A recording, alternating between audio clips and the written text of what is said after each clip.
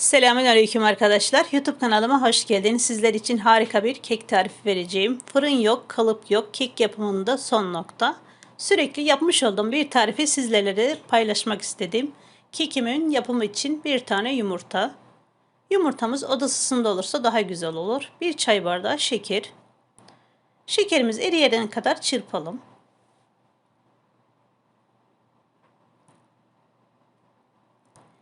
Yarım çay bardağı sıcak su. Yarım çay bardağı sıvı yağ. 1 çay bardağı süt. Kullandığımız malzemeler oda ısısında olsun. Suyumuz sıcak olsun. Güzelce karıştıralım. Unumuzu eleyelim. Unumuzu azar azar ilave edelim. Öncelikle 1 su bardağı unumuzu eleyelim. Yarım su bardağı nişastamızı ilave edelim. Bu şekilde eleyerek ilave edersek kekimiz daha güzel kabarık olur.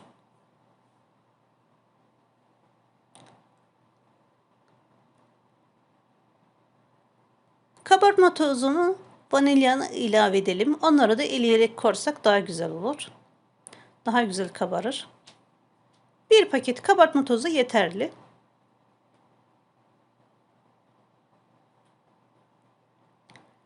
Karıştıralım. Kıvamına göre un ilave edelim.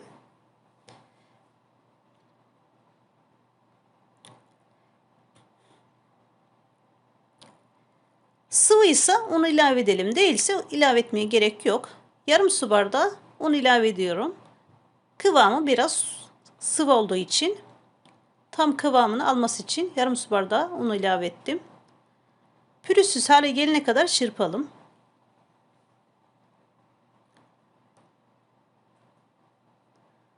Tavama yağlı kağıdımı koydum. İsterseniz tavayı da yağlayabilirsiniz. O şekilde de olabilir. Ama bu şekilde çevirirken çok kolay oluyor. Kek harcımı boşaltıyorum. Kullandığım tava döküm tava. Kasemizi güzelce sıyıralım.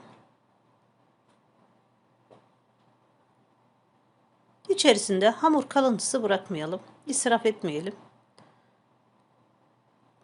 Kapağını kapatalım.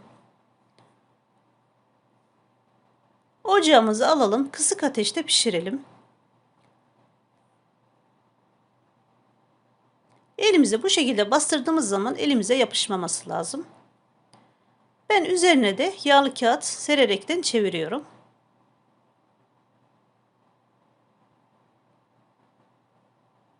Gördüğünüz gibi çok rahatlıkla çevrildi. Üzerindeki yağlı kağıtla birlikte koyuyorum üzerine. Çevirmesi, çıkarması daha kolay oluyor. Üzerini kapağını kapatalım. Tekrar pişirelim o şekilde. Bir kenardan da sosumu hazırlıyorum. Yarım paket krema. Yarım paket yeterli.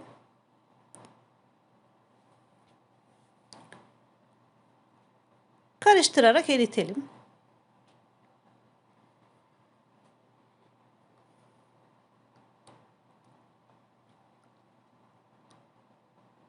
Üzerine kahvaltılık çikolata koyuyorum.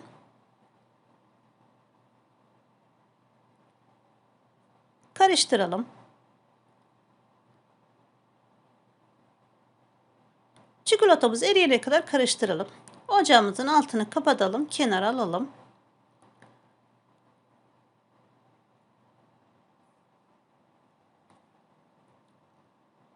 Bir kenardan kekimizin diğer tarafı da pişti.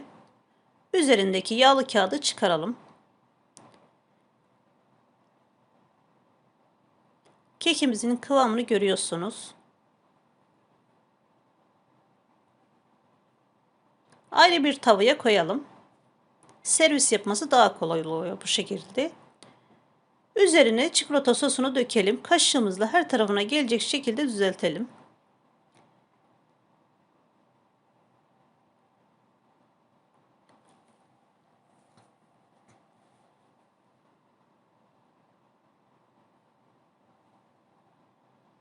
Kenarlarına fındık ezmesi, Fındığımızı robotta çektik. Kenarlarına bu şekilde sürüyoruz. Ceviz de olabilir, fıstık da olabilir. Elinizde ne varsa kullanabilirsiniz.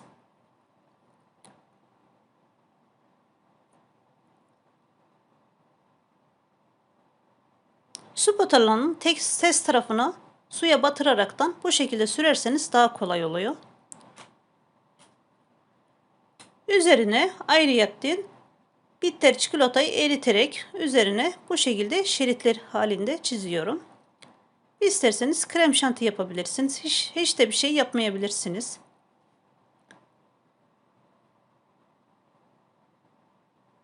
Hem lezzet verecek hem görüntüsünü daha güzel gösterecek. Lezzeti kadar görüntüsü de önemli.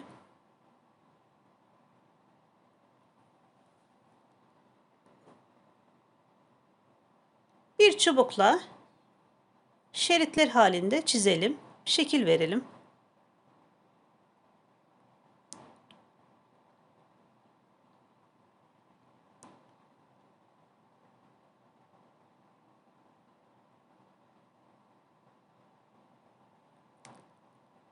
Orta kısmına da çikolatalarını koyalım. Beyazını, kakaolusunu, sütlüsünü.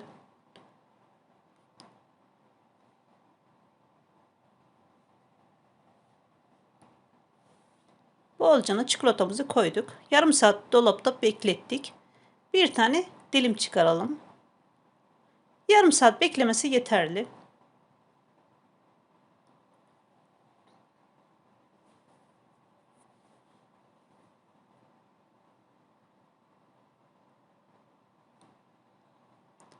Görüyorsunuz. Oldukça güzel kabardı. Oldukça lezzetli. Harika bir kekimiz oldu.